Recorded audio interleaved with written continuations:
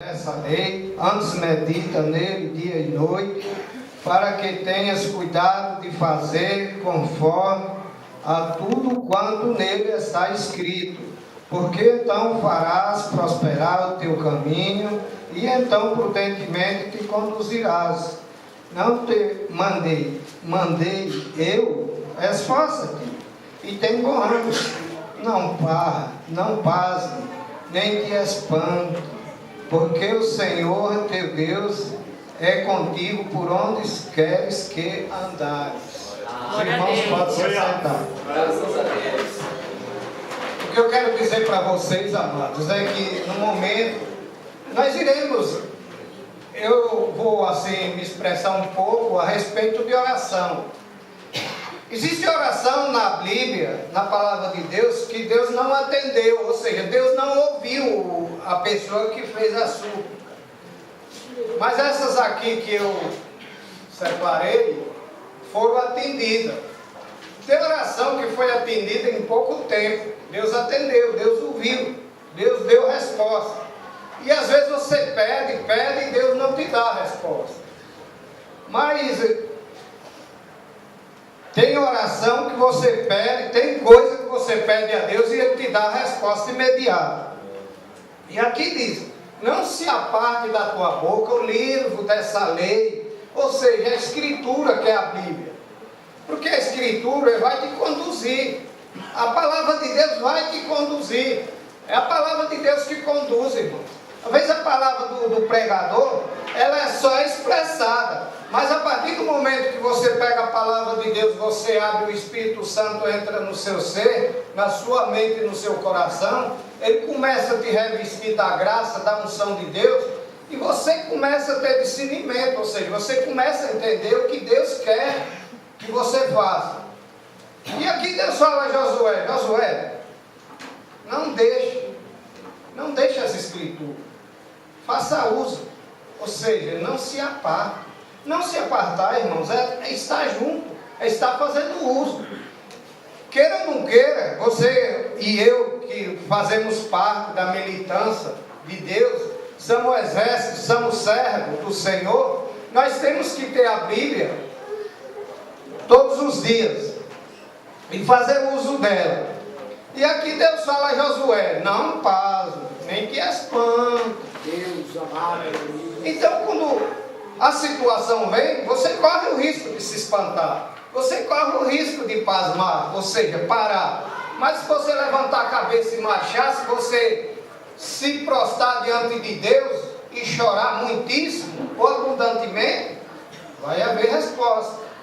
Porque quando o choro vem, Deus começa a limpar suas lágrimas. Ou seja, quando você começa a clamar a Deus, Ele está te ouvindo. Se a resposta é cabida, vem do Senhor. Nós temos uma mulher na Bíblia, Ana, que ela era uma pessoa humilhada. Está no 1 Samuel, no capítulo 1, que diz assim, o verso 9, a partir do verso 9, eu pedi para ele colocar aí para vocês irem acompanhando. Diz assim: então Ana se levantou depois que comeram e beberam em Siló, e Eli, sacerdote, estava sentado numa cadeira junto ao pilar do templo do Senhor. Observe, ela estava na casa de Deus, irmão. Às vezes a gente diz: mas eu estou em casa, e na casa de Deus? Ela estava na casa de Deus. É como se ela estivesse numa vigília, porque ela estava numa festa. E as festas eram festa de 2, 3 dias. Ali era de comes e bebes, era só alegria. Ali era uma festa mesmo. Então o que ocorre? Mas ali havia uma situação adversa na vida dela que ela não aceitava, irmão. Ela não aceitava. É que nem nós. Nós tem coisa na nossa vida que nós não aceitamos. Ela não aceitava aquela situação. Por ela não dar luz, ela era uma mulher estéril. Então o que ocorre?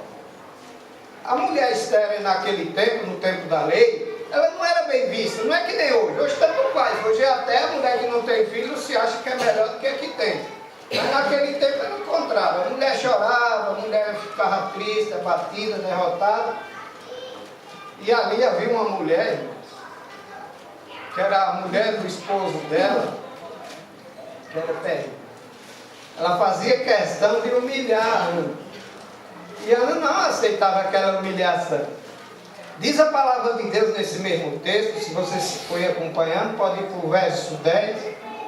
Ela, pois, com amargura de alma, orou ao Senhor e chorou abundantemente. Quando você chora na presença de Deus, Deus começa a providenciar alguma coisa para a sua vida.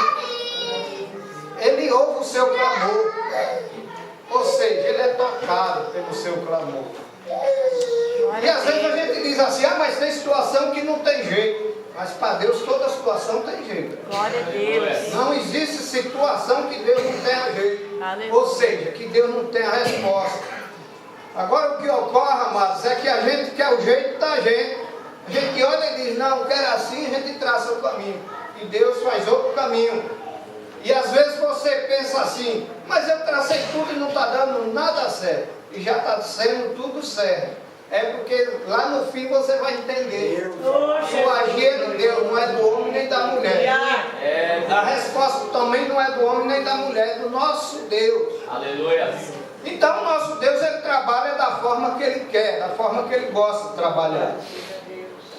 Aí no verso 11 diz assim, e botou um voto dizendo ao Senhor dos Exércitos, se benignamente atenderes, para a aflição da tua serva, e de mim te lembrares, e da tua serva te não esqueceres, mas a tua serva deres um filho, varão ao Senhor, o darei por todos os dias. Observe, irmãos, o desafio dessa mulher. Pense você tem uma criancinha, e depois dela desmamar, você levar para a igreja, para ficar lá, na casa de Deus, fazendo a obra de Deus. O mais importante da gente entender é que tem bênçãos que a gente pede a Deus que não é para nós. É para nós receber e devolver para o Senhor. Às vezes você pede a bênção do emprego, você se prostra, clama. Aí quando você começa a ganhar bem, o que você faz é virar as costas para a casa de Deus. Você acha que Deus não vai levar em conta. Você agora está bem, está recebendo bem, salário bom, posição boa na empresa, e você esquece da casa de Deus. Mas observe, a Bíblia diz que tem que dar a César o que é de César. Então não esqueça da casa de Deus. Quando você fizer uma petição a Deus, ou um pedido a Deus, um clamor a Deus, lembre-se, você pediu o rei dos reis. Você não pediu para o homem nem para a mulher. Então observe que você tem uma responsabilidade diante de Deus. O texto diz que Ana foi fiel a Deus. Ana levou aquele menino e devolveu para o Senhor. Deus foi tão misericordioso e justo com Ana, que Ana não podia ter filho, e depois Deus deu mais alguns filhos para ela, para honrar a vida dela. A pessoa que era humilhada porque não tinha filho, já era uma serva do Senhor de cabeça erguida, já não havia mais humilhação no caminho dela, porque essa situação Deus aniquilou, Deus tirou do caminho dela. Deus, quando Ele tira a situação, está tirado, irmão. Quando Ele abençoa, está abençoado. Aleluia. Quando Ele te dá, ninguém tira. Graças a Deus, aleluia. O inimigo pode te arrodear com várias enfermidades para pôr no teu corpo. Mas quando ele se aproxima, Deus não permite. Glória a Deus, aleluia. Ou seja, ele não tem poderio sobre aquele corpo. Porque ali está a unção do Pai, está a unção da cura divina, está a unção de Deus. Aquele corpo está protegido. A mesma coisa foi Ana. Ana recebeu esse filho, devolveu na casa de Deus, levantou a cabeça e marchou.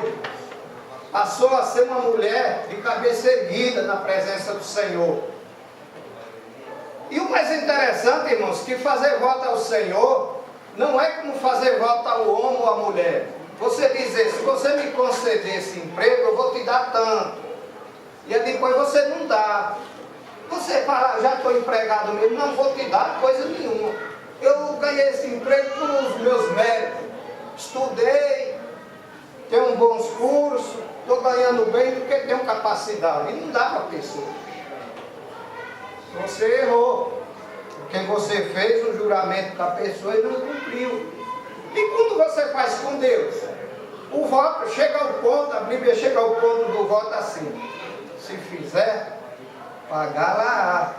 Quando você faz um voto a Deus, você tem que pagar. Você não está fazendo voto com a criança, ou seja, com adolescente ou com jovem. Você está fazendo com o Todo-Poderoso. Mas Ana foi fiel com o seu voto. Ana foi uma mulher digna, porque tudo que falou com Deus, cumpriu.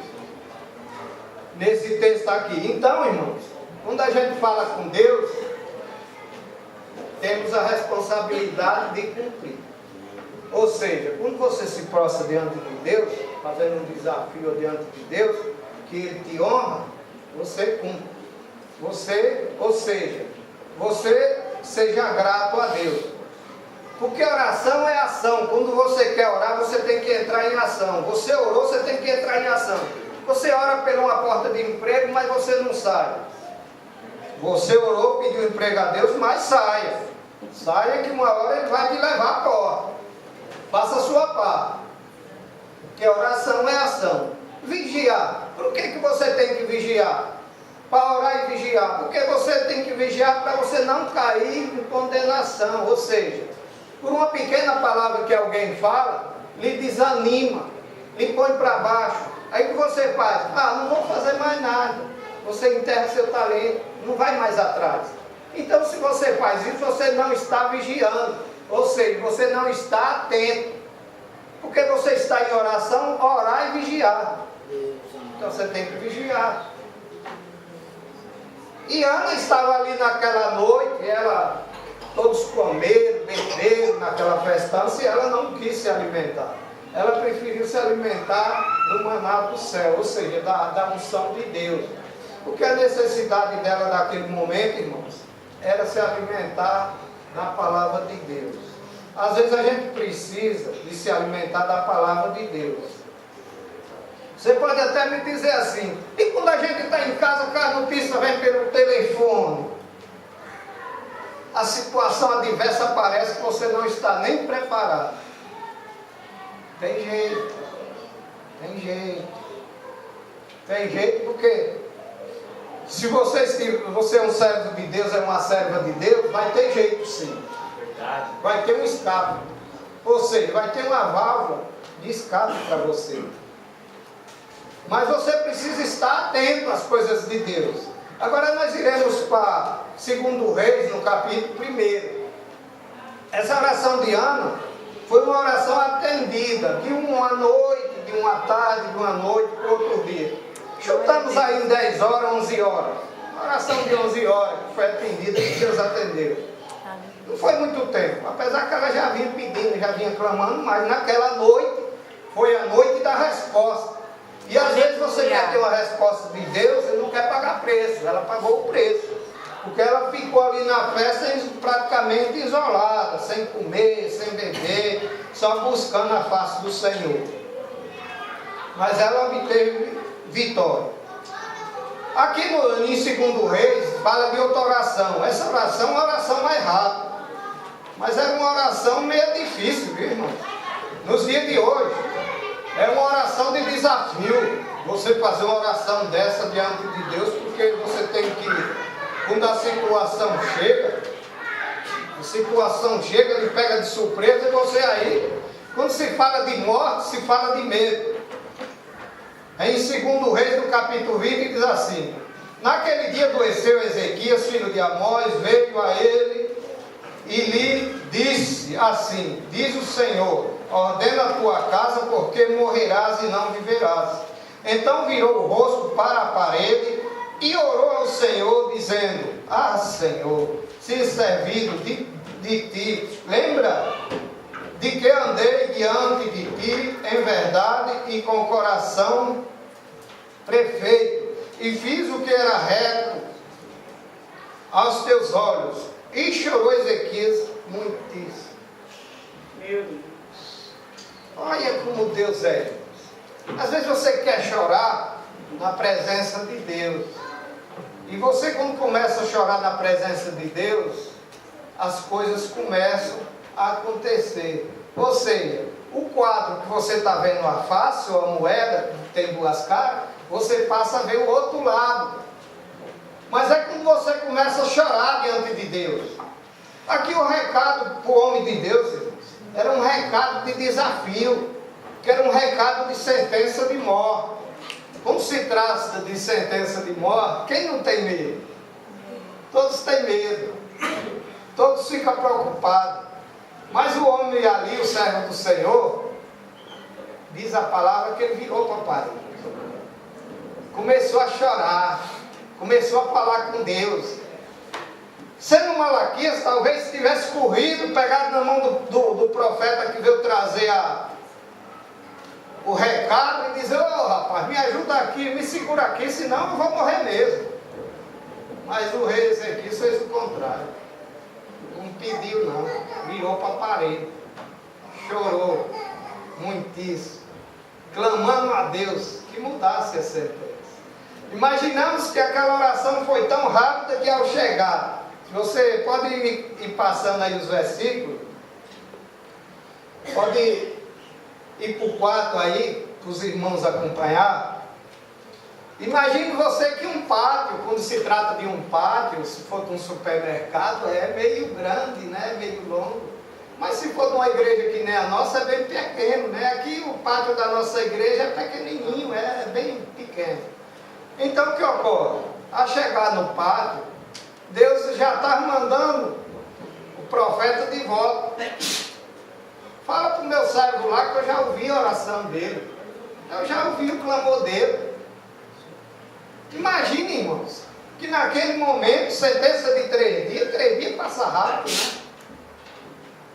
Diz o texto que Deus acrescentou 15 anos. Aleluia. E o servo do Senhor fez questão de ter uma certeza. Às vezes a gente ora a Deus e a gente até se espanta, se assusta. Deus prepara a bênção e a gente diz: mas será que já veio? Será que já é para mim? Eu já recebi?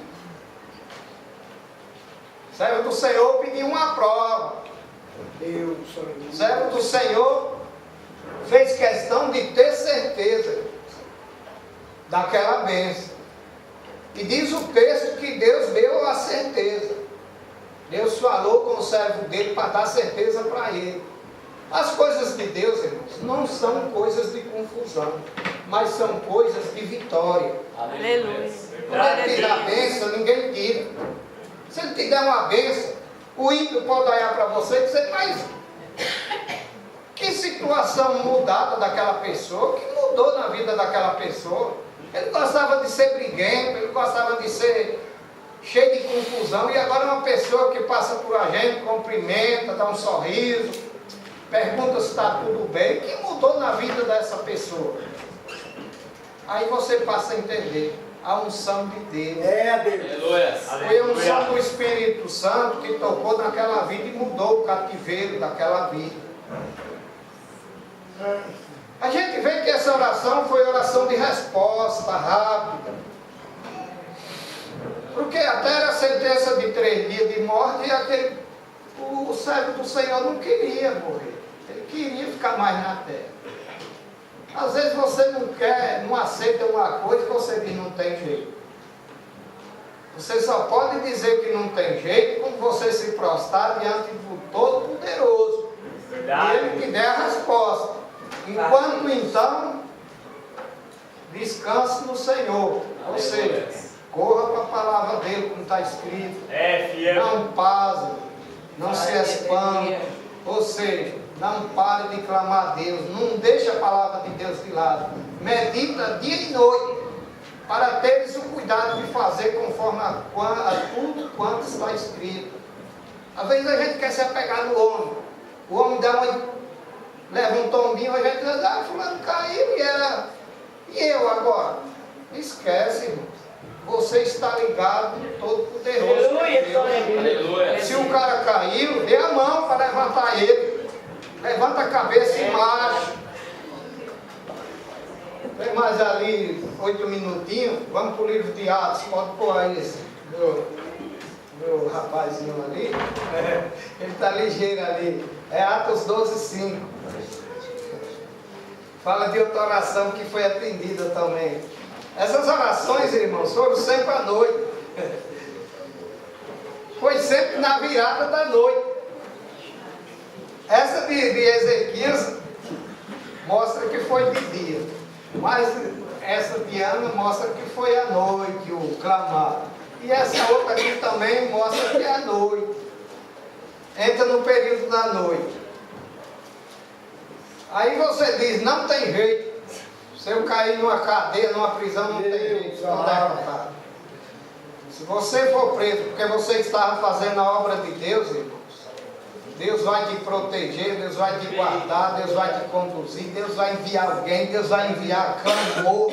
É verdade, pai. E você vai sair dessa situação. Eu já passei por situação que aos meus olhos não tinha mais jeito. Aos meus olhos já estou derrotado. Aí começava a clamar, e as igrejas começaram a clamar, e Deus foi mudando o cativeiro, Deus foi mudando o trajeto, o caminho, e as coisas no fim deu tudo certo. Tudo bem. E eu digo para vocês, quando você tem uma situação que você não suporta, nessa situação aqui, nós vimos a oração de Ana, que foi ela e Deus. Nós vimos a oração de Ezequias, foi ele e Deus, que ele se virou para a parede. Tinha os demais, né? Mas ele, na hora, ele fez questão de virar para a parede e falar com o Pai. E nós vemos essa oração aqui, essa aqui era a igreja que estava clamando. A igreja que estava clamando. E quando a igreja clama, quando ela faz clamor, Deus responde. No livro de Atos 12, no capítulo 12, no verso 5, diz assim: porque Pedro era guardado na prisão, mas a igreja fazia contínua oração por ele a Deus. E quando Herodes estava para o fazer, nessa mesma noite, comparecer, estava Pedro dormindo entre dois soldados ligados com as duas cadeias, e os guardas diante da porta guardavam a prisão. Observe, Pedro, além de estar preso, estava ali algemado, ou seja, estava com as cadeias nas mãos. Ali ele não tinha chance nenhuma de sair daquele lugar. E ali ele ia ter que se aparecer na presença daquele homem, que era um homem perigoso. Aquele homem era terrível. Aquele homem tinha prazer de matar. Tinha prazer de castigar o povo de Deus. Mas a igreja do Senhor, indo para uma casa, começaram a clamar a Deus. Começaram a clamar a Deus. Clamar a Deus, aclamar a Deus, incomodar a Deus. Aí Deus pega, fala, desce lá. Manda dar ordem para o anjo ir lá buscar Pedro na prisão. Se você continuar no texto, você vai ver. Você vai observar. Pode ir para o 7, viu? E ali, já pode ir para o 9. E saindo, seguia e não sabia que era real o que estava sendo feito pelo anjo, mas cuidava que via alguma visão. Deus já estava trabalhando e ele tivesse cheio da unção de Deus, que ele estava tendo uma visão. Tanto que ele estava saindo da cadeia ali meio na unção de Deus e tal. Ele sai fora da cadeia, irmão, da prisão. O anjo segue para um lado e ele segue para o outro. Eu digo para você que as bênçãos do Senhor, às vezes a gente até se assusta, porque aqui, aquela menina viu a voz de Pedro na porta, quando Pedro já havia saído da prisão, até aquele lugar da oração. E aquela menina que tinha o nome de Roda, ela falou, é Pedro. E aquele povo que estava orando disse, não pode ser Pedro. Pedro está preso. Oh, meu Deus! Pedro está na prisão. Mas ele continuava chamando, até se apresentar, até chegar no lugar da oração. E aquele povo tivera a graça de contemplar O homem que estava preso já não estava mais. Cadeia caiu no chão. As portas foram derribadas. E tudo se abriu. Que grandes portas, irmãos. Que grandes ferros que caiu por terra. Ou se abriu em si mesmo. Quando o anjo vai, o anjo do Senhor vai, que Deus manda, não tem porta que segure. Aleluia! Por isso que eu digo para vocês que não tem situação que Deus não reage. Que Deus não derrube por terra. Pode ela ser radical, pode ela ser situação de cadeia, pode ela ser situação de enfermidade. Deus cura, Deus liberta.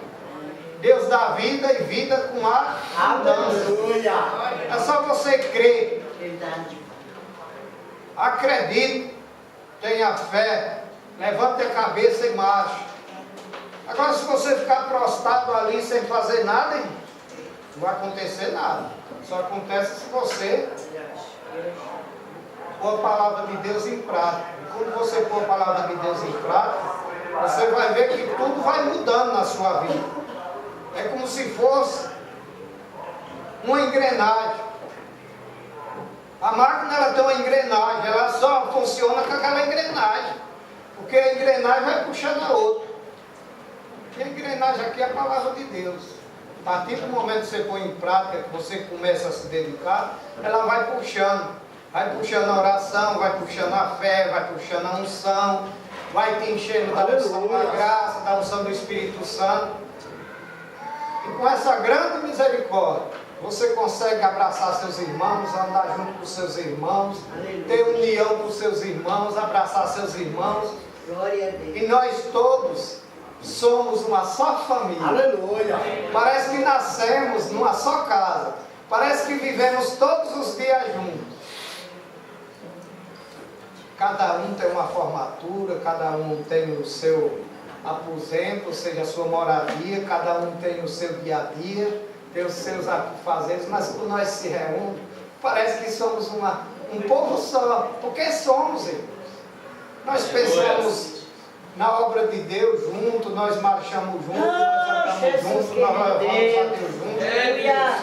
E isso, irmãos, é para a honra e glória do nome santo do nosso Deus.